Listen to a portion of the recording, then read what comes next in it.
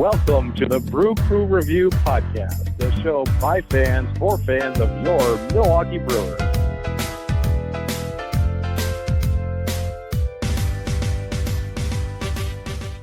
Hey guys, welcome back to another edition of the Brew Crew Review. This is Vince Travato, joined here on the set tonight by Craig Mueller and Scott Bartell. How's it going, guys?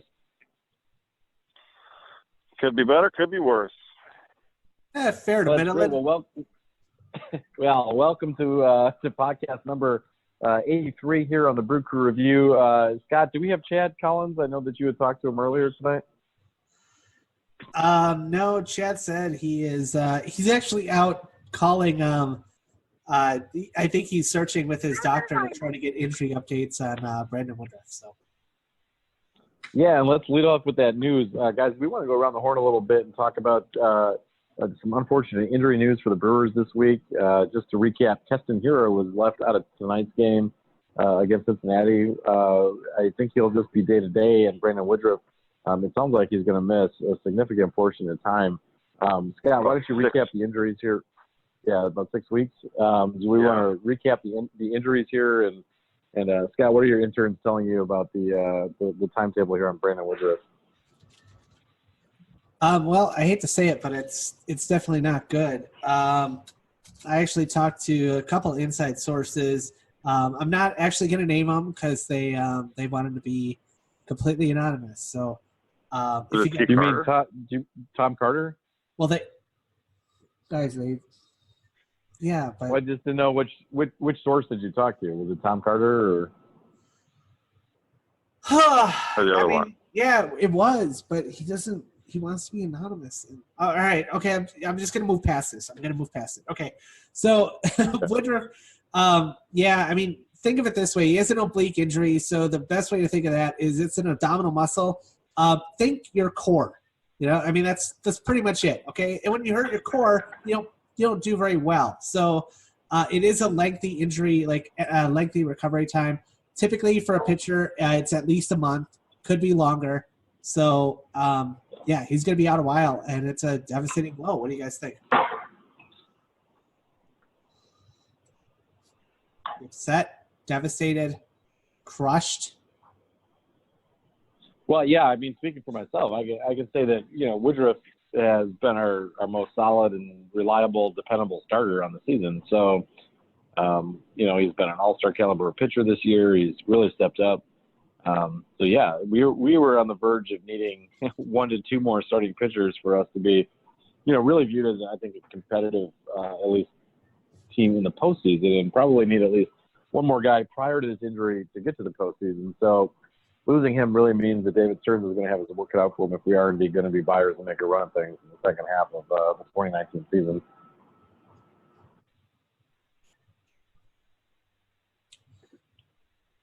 Craigers, how's the news? How are you taking it? Pretty good, hopefully. Not well. No, I'll first start by saying on last week's podcast, you guys both picked the Brewers, I think, go 3-4 on the week. And just to recap, the Brewers did have a pretty good week, which I really thought they needed to do to kind of still be buyers at the deadline, so to speak. And so they did go 5-2 on the week. And that was key, including taking 3 of 4 in Arizona, which is a huge 4-game series, I thought, here on the road before they come back home against the Reds and the Cubs, which this will be a really telling week at home. I think we would need to go 5-2 again against these two teams this week, and then I think we'll still be in full-on buyer mode in spite of the Woodruff injury. But it sucks. I think we were going to have to add to our starting pitching and possibly a bullpen arm regardless if we were going to continue to be buyers. I just don't think this team is set up, even if we tank for the next 10 days up to the trade deadline, to flip from buyers to sellers. And I don't think there's really any in between. So I think, unfortunately, it's still an 8% chance the Brewers will be buyers. I just don't feel that it's going to be anywhere as aggressively as it was last year. I think that the Brewer fans will probably be a little underwhelmed with what Stearns actually goes out and does, even in spite of the Woodruff injury. I would expect actually possibly back end the bullpen arm still be Stearns' probably number one target to replace that like Knebel role. because I think he's a key piece missing to our recipe for success from this season. It's pretty obvious, but we need starting pitching even more so with Woodruff. But it wouldn't be surprising me if we just rolled with Freddie Peralta unless he's actually part of a piece that brings back a better, possibly cost-controlled starting pitcher. I don't know, but I guess that's my take overall on it. And obviously, if we miss Keston here for even one day, it's significant. I hope he's back right away. He's a future all-star, and he's got a great career ahead of him. And he's been awesome since we brought him back up to the major leagues. He was awesome before we sent him back down. I think that was obviously a huge mistake as we hit on before. But I think with him, just adding him back is a shot in the arm to our offense overall. And guys like Hayden Aguilar looks like they kind of come around. So we'll see what happens. But I think that's the number one address is the bullpen still for Stearns, and I think we'll still be buyers. But I don't know what your take is on it. And Woodruff will come back by September, I believe. But we shall see. Wow, you basically somehow, without knowing, you may have hit on just about every single Twitter poll that we have going on right now. So just to touch on that a little bit, right now, even with the Woodruff injury, 80% of our fans say we should still be buyers. And I guess, you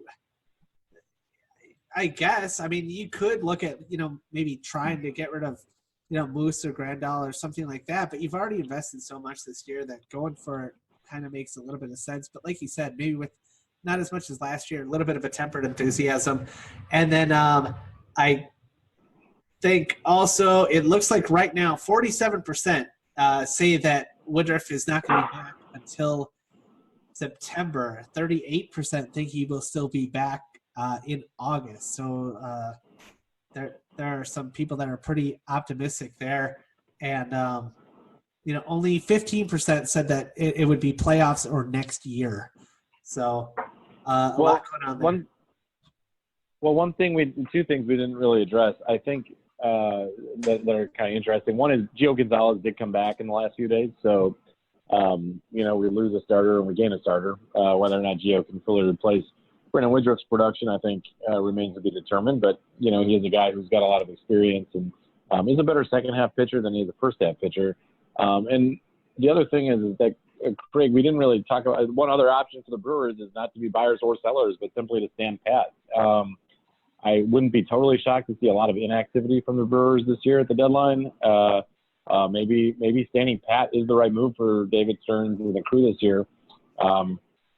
We're kind of in between a rock and a hard place on this a little bit, and depending on what trades are available, and certainly that could change in the next few weeks. But I would not be surprised to see the Brewers just kind of remaining where they are with the team that they've got at this point as well. Yeah, and I think that's kind of why I thought that if he does make any kind of improvement, it's going to be an acquisition that not only makes the 2019 team better, but also the 2020 team. So while I could see him going after like a rent-a-player or something like that, but not giving up much for it, if he makes any kind of a significant deal where we have to forfeit our future with prospects, it's going to be somebody that it will be here in 2020 as well. That's just my thought. Do you guys see anybody specific that's out there right now? Scott, maybe we should lead off with you. I know that you had talked about in the last episode some guys that you were kind of identifying this week as you and your interns discussed who the Brewers might be looking at as the trade deadline approaches.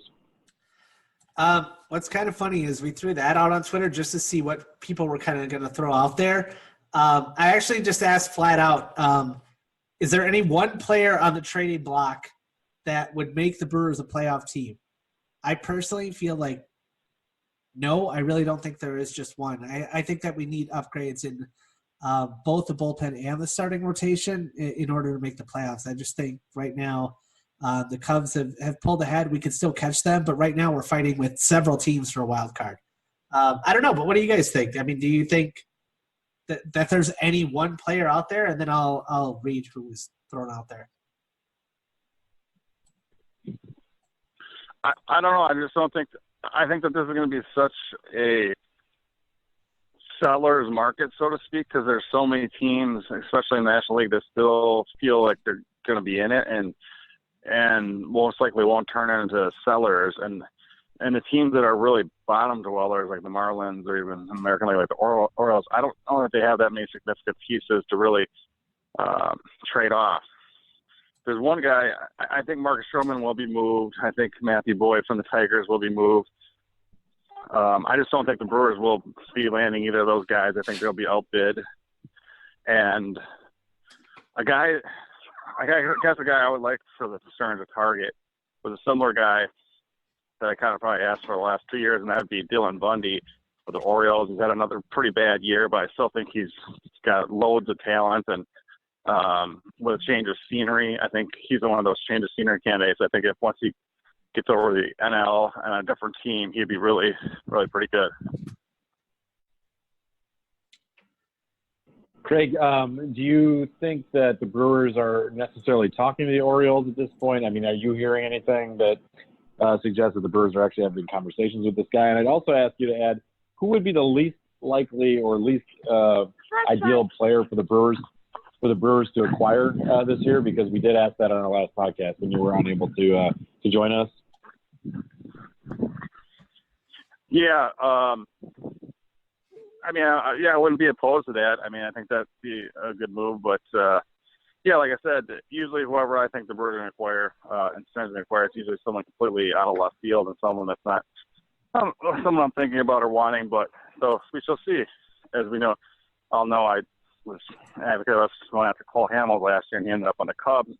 Luckily, we were able to take over the Cubs, but obviously Hamels was a pretty key acquisition, and they even picked up his $10 million option, which seemed pretty unfathomable at the time of the trade deadline almost. But that's what can happen with guys that have talent, so we shall see. So I just think it's going to be someone that's completely not kind of under the radar, so to speak, that Stearns will acquire, and most likely it'll probably be a bullpen arm, but we shall see. Well, Craig, I just want to get your gut reaction off of this. I did throw out one name that I thought that if we acquired him, you would be angry. Like, I was trying to think what name would be that if we acquired him, you'd be like, that's not going to help us one bit. That was pointless. For some reason, I thought of Jeff Samardzija. I don't know what your thoughts are on that, but I think Samardzija is pretty terrible. I hate this. I mean, yeah, another guy put him in the same book as him that's most likely to get moved. But like, he just why even bother? It'd be a guy like Mike Leake on the Mariners who'd probably get moved. But it's like, who knows? Like, who would even take on their contracts? Let alone, I don't know. I just think it's a bad move. Yeah, Mike Leake almost threw a perfect game, and so his stock has never been higher. So yeah, we may as well. Yeah, I can see that. But the people. Craig, Oh, go ahead, Vince. I was just gonna say really quick, Craig. Let's throw out one scenario. So we've talked, or Scott brought up, guys that might be acquired by David Stearns who are cost controlled for multiple seasons. But I mean, would you be opposed to the Brewers acquiring a guy like Madison Bumgarner, a guy who I know that you like, but is a free agent at the end of the season? I mean, do you really think that we're in that position to just be able to go for it like that as well? I always thought Madison Bumgarner would be a great fit for us. I know a lot of Brewer fans do not like him because of his attitude and whatever, but I think he's obviously got awesome postseason experience. He'd be awesome. He'd be a guy that we really wanted to require last year when we kind of knew we were heading toward the playoffs. This year, it'd be a huge gamble to give up much of what it would probably cost to get him and then end up missing on the playoffs. So to me, he's the guy you want on your team once you hit the postseason. Obviously, he can help you get there. But I think it'd be a huge risk, and I don't know if it'd be worth what it would take to give up, I guess. At this point, I'm resigning to the fact that he's probably not on the Brewers' radar. Yeah, I think fair enough. Okay. Maybe along those lines, maybe like a Trevor Bauer or something like that. I think he is still under contract next year, so I could see something like that maybe. But just looking at people that were, I guess, thrown out there, names that were thrown out there on Twitter, Mike Minor, Eric Sogard was thrown out there. I think that one might have been a joke, but he is actually having a good year. So, but Zach Greinke, Will Smith, Bumgarner, Stroman, and what's his name? Vasquez from the Pirates, who we actually also threw out in our last podcast. So there's a couple names there. I don't know that any of them would, quote, get us to the playoffs, but, there would be some good improvements there for sure. Just for the record, Scott, I know your interns are getting you this information, but I checked as well. Trevor Bauer is a free agent in 2021. Yeah, so we get him one more year. I think he's arbitration eligible in 2020, something like that. He is. Yeah, he signed through this year, $13 million. He's not cheap, but he's not awful expensive either. He's got a 3.67 ERA this year, 9-7 record, 22 games started on the year, one complete game. I honestly just don't think the Brewers have the blue chip prospects in their farm system to even land Trevor Bauer. I hate to say, I think he's going to take like a top 50 prospect, and we're obviously just not going to give up Keston here at this point. So I just don't think that he's realistic for us, like, at all. I may as well use not to mention, I think the Indians are either within a game or two of the wild card, or actually in one AL wild card spot. So I think that they may switch back over to non-stellars also. Yeah, and that's the thing, though, this year. I mean, it's a little different than years past. And, Craig, I'm kind of inclined to agree with you and think that there's going to be a lot of teams that are kind of buyers and not sellers. But it's weird without the August 31st trade deadline. And Scott and I talked about it a bit on our last podcast. Well, you were at Chad's birthday party. But do you know, or what do you think is going to happen here at the deadline in terms of, teams that are deciding whether or not to buy or sell at the last minute? Do you think more teams are going to be buying or selling? Do you think it'll be a seller's market?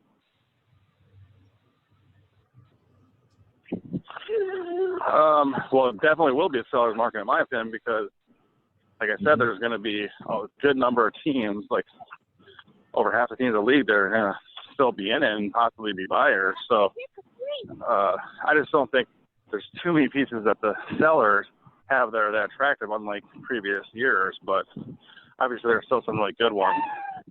But I think we've touched on most of those. But I think even some of the bullpen arms that are going to be available, I'm just not that excited about. I mean, Will Smith's good, but he's going to cost more than I'd want to pay. Shane Green, the closer of the Tigers, will probably get moved, but I honestly don't think he's much better than, like, Jeremy Jeffers at all, actually. So I wouldn't even want to move much for him. And I'm sure they wish, they'll get more than what we're going to offer. So I think it'll be like one of those, a couple of those like Xavier Cedeno type moves where we're adding a couple of guys in the bullpen and hope that one of them emerge to be better than some of the guys that we have, but I shall see. Any chance that we acquire a future Hall of Shame member like Kevin Mensch at the deadline? I don't know. I think Stearns did a good job getting one on July 31st of last year, and Mr. Scope, that I feel that he's going to not get one like that this year. I think he's going to, if he's going to acquire a bat at all, I think it's going to be a good one. But then again, I don't think that we even really need too much offensively.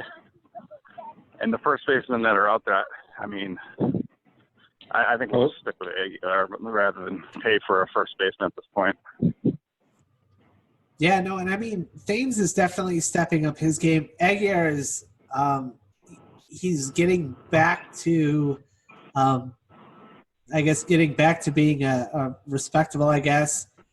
So, I mean, first base, I'm starting to get a little bit more faith in both of those guys, whereas, maybe about a month ago, I was just pulling my hair out, just trying to figure out what was going on at first base. Now I'm a little bit more comfortable with it, so it's definitely a good thing. But the reason why I bring up Hall of Shame is because we are doing a fan vote to see who is going to be the next Hall of Shame member, and then we're also going to, elect one here. Right now, actually, the 4 people that were nominated by you at Twitter, again, that's at Brew Crew Review 1 or it's just that, I don't know. It's just that.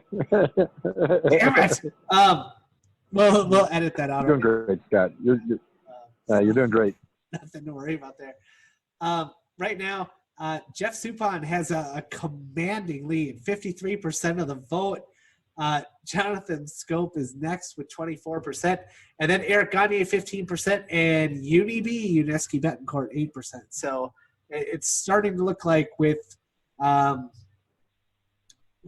few hours left there, you can – and, yeah, if you're listening to this, you still have time to go on there and vote if you hurry. But it looks like Suppan might be the next member. Yeah, I'm not willing to put Uni B on that list yet, guys. I just think that the guy, I mean, he hustled. He didn't complain. He was on a team that went to the playoffs. I just find that most of the Hall of Shame nominees are guys we already have in the Hall of Shame, are guys that didn't necessarily give their all, or they complained in Milwaukee, or they had a huge contract like Suppan and didn't live up to expectations. Uni had none of those things. So, I mean, yeah, he was definitely not a great player, but at the end of the day, he didn't really complain or cost the Brewers a ton of money or anything. So I'd be less inclined to vote for Uni B, which is kind of like what our fans on Twitter are indicating as well, it looks like. Yeah, here's what happened with Uni B. He came out there, and we thought, I don't know, this guy might start. We don't even know if he'll start, and if we do, we don't even know where. And he just proceeded to rake for like 3 months. Like he just he was just hitting bombs left and right, and it was unbelievable. We were like, what the hell's going on with this guy? And then, then after that, he started playing like what we had originally expected him to play. But at that point, everybody had set their expectations so high, they were just like, what's going on? Like, this guy's not hitting a homer every 3 games anymore. So, yeah, he was a victim of his own success, I think. Mm-hmm. And also being involved in a big trade. And granted, it was obviously Zach Greinke who was the marquee piece in that trade with Kansas City. But, coming over in a trade like that. But, I give Uni B a little credit when he came back to Milwaukee in 2013. He was willing to switch positions and played some first base that year. If you guys remember, we had a lot of guys that we tried that season at first base. It was, Alex Gonzalez, and it was who else played over there that year? Juan Francisco and Sean Halton, and we had all these guys. But Uni was willing to go switch positions a little bit and play first. So, he's definitely not the ideal guy to have on your team. But I don't necessarily put him in the Hall of Shame category either. I guess I don't know. I think. Oh, go ahead. Sorry, Scott. I was going to quick to say it. I don't know. I think Soup pitched good. Oh yeah, that's the Ned Yost reference. The World Series champion manager Ned Yost did say that at one point, Craig. But I mean, let's pull up. Scott, I don't know if your interns did it, but I guess I can do it here. I think our voters almost want to. I think our voters almost want to give the Hall of Shame nod to whoever gave Soup the contract rather than Suppan himself. But yeah, I get it, I guess. So Jeff Suppan, in his 4 seasons in Milwaukee, had a 29-36 record. He had a 5.08 ERA. He did pitch in 110 games. 97 of those were starts, through 1 complete game, 577 total innings, giving up 700 hits and 77 home runs, 200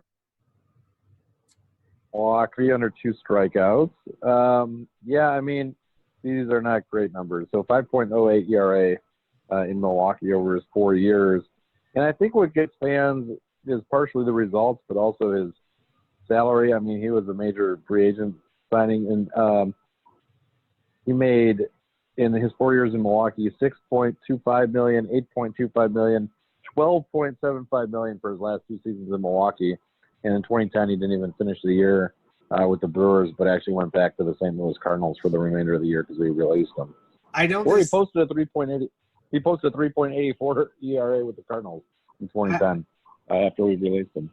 I know Craig has a strict no Packers policy on here, so I'm just going to say that this kind of reminds me of like the Greg Jennings signing with the Minnesota Vikings, where you were taking something of value from a divisional rival, and you knew you were going to overpay for it, and you knew eventually that contract wasn't going to end favorably, but you just had to kind of live in the now and do it.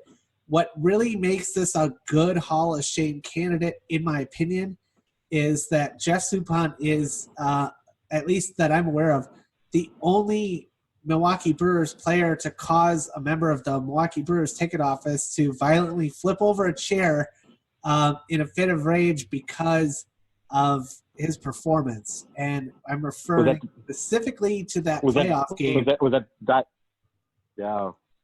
Was that Diane who flipped over that chair? Or who was it? I don't think she was watching. I think she was playing that stupid whatever Gems game or something on her computer. Is there a game today? Fuck! No, we're gonna get eliminated. No, I mean, yeah, but it is what it is. But no, I don't. I think that's what really did it. It was kind of devastating. It was to the point where, you know how when something goes so bad that all you can kind of do is laugh? That's what I was doing, and I was also there in the ticket office, and I was greeted with a chorus of like, "Dude, shut up! Like, seriously, we got to root for the team." I'm like, I am, but like that's like the 5th hit in a row, and like we're down by 6. Oh, this is bad. This is hard to watch, you know. Like I used humor as a reflection, and it was brutal. Yeah, well, we all know how things ended, but yeah, I mean, Suppan would be a prime candidate, I think, because of that, because of his contract, just sort of the hype. I remember that the Brewers had a thing of Superman that flashed along the back of the left field scoreboard when he first started with the Brewers, referring to Jeff Suppan as Superman, and that did not last long as an infographic for the club to put out there when he pitched. So, yeah, what can you do? But let's see. I think we have about 6 or 7 minutes left, something like that. So I don't know if you guys like. I didn't necessarily want to vote one of those people because we're gonna let Twitter take care of that. But I don't know if you guys had any other ideas. I'm just gonna throw a couple names out there. I know we didn't prepare for this in pre-production, but if you guys have anyone you want to vote for, I want to nominate Bob Hamlin, who not only was not great with the Brewers, but he also has possibly the worst baseball card of all time. If you just Google like Bob Hamlin worst baseball card, you'll find it. It's pretty bad. And then Ed Romero, I think the only reason why he's not in the Hall of Shame already is because he's just got that. God damn, does he have a great mustache? And that'll he does have a good career. mustache. Bob Hamlin, let's look at Bob Hamlin first. He played 109 games with the Brewers in 1998. He had a .219 batting average, a .219 OBP, 7 home runs, 22 RBIs, and 146 at bats. He was a former Rookie of the Year award winner with the Royals, acquired by the Brewers as a free agent. Ended up with him just being released at the end of the season. He did not play again in the major leagues after his time in Milwaukee. Wow. It's not often that you go from I think opening day, I think he was ticketed to be a starter, and then to go from that to being out of the league at the end of the year is kind of falling off a cliff, I guess. Yeah, he also only had only compared to most major leaguers, he had a 6-year major league career. Although his first year in '93 was just a cup of coffee, and '94 was his first real season. So essentially, within 5 seasons, he ended up out of the league. So, yep. Wow. I also want to mention our current members of the Hall of Shame are Franklin Stubbs, Gary Sheffield, Sean Barry, Jeffrey Leonard, Jeff Hammonds, Jose Hernandez, Chucky Carr, and Kevin Mensch. So we had already talked about him. Ed Romero is actually a good candidate for the Hall of Shame, if only because I recently noticed that he is considered one of the top 10 worst major leaguers of all time. Really? I think that's calculated, though, by WAR, and that's kind of like catch-22, because in order to, I guess, get negative WAR, you kind of have to play in the league for a long time, and he had a fairly lengthy career. So I think. Yeah, I just want to point. I just want to point out Ed Romero played in the big leagues for 12 seasons, so it's not like he didn't get a chance. And 8 of those seasons came with the Brewers, including a second stint. He was originally with the Brewers from 77 through 85, including playing 52 games on the 82 American League Championship team.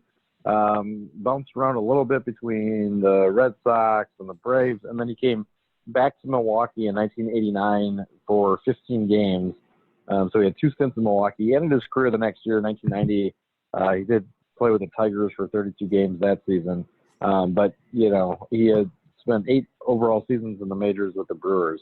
Had 426 games, so he wasn't playing a ton. He hit 254. I mean, not great, but not awful. And it's not like he was a guy getting a huge salary either. So I'm going to say no on Ed Romero. That's my vote, at least. 254 batting average as a Brewer, a 305 OBP. You know, again, not great, of course, but not all shame worthy. And he didn't do anything publicly to, you know, badmouth the Brewers or ruin his reputation in Milwaukee. So I'm not gonna give him the vote on this one. I think I'm gonna steer clear of voting for Ed Romero. Well, I think part of it is that he has in his career a negative WAR of negative 5.2, and he only had 8 home runs in 12 years, so not particularly great. That's true. Right. But I don't know. We only have I think 3 minutes left, so I don't know if you guys want to nominate anybody else or if you just want to vote or what. I'll defer to Craig. He's got a lot of anger here. Craig? Nope, maybe we lost Craig. All right. Well, I guess we'll just have to go with what we have. Yeah, no, I'm gonna vote with the fans. I'll say Jeff Suppan is my nominee as well. All right. Well, I'm going to let the fans take that one. And I really want to induct 2 members. So I'm going to go with Hambone. Yeah, I think Hamlin needs to be in. Well, I would vote for Hamlin over Romero. So if those are the nominees, I'll vote for Hamlin as well. So congratulations to Big Bob Hamlin, the Hambone, for being the newest member of the Brewers Hall of Shame. I'm sure he's listening. We also do want to – it's a special moment here on the Brew Crew Review. We just want to thank our fans again for following us on Twitter, all the interactions this week. We gained a lot of new followers here in the last couple of days, Scott. So just a reminder, give us a follow on Twitter at Brew Crew Review 1. Also continue to email us with your questions, Brew Crew Review Podcast with an S at gmail.com. We will try to get to your questions on the next show. And we look forward to interacting with you throughout the week here in the next week as well, which will obviously be very important to the Brewers and our trade deadline approach and really our overall 2019 season here in the next couple of games. All right. We only have like a minute, but any quick predictions? We have a 6-game homestand, 3 with the Reds and 3 with the Cubbies. Kind of important right before the trade deadline. Oh, man. Let's say 3-3, but let's hope for better. But I'll say 3-3. I'm going to go wildly optimistic here and say 4-2, and it's going to be just enough to make us want to be buyers. It might even make Stearns make a little bit more, make a more significant move. Going with 4-2. I bet against them last week. Right. They proved me wrong. So good job, Brewers. And Scott, you can post Chad and Craig's predictions on Twitter. I'll go with 4-2 also. Yes. Nice. There he is. Craig's back. All right. Go Brewers. Go Brewers and stay classy. Keep it up. Thanks again for everything. Throw out those 5-star reviews. It's so great to interact with you guys on Twitter. Keep up all the great work. I think we're on Facebook too, whatever. Go Brewers. Sounds great, guys. Go Brewers. Dun, dun, dun, dun.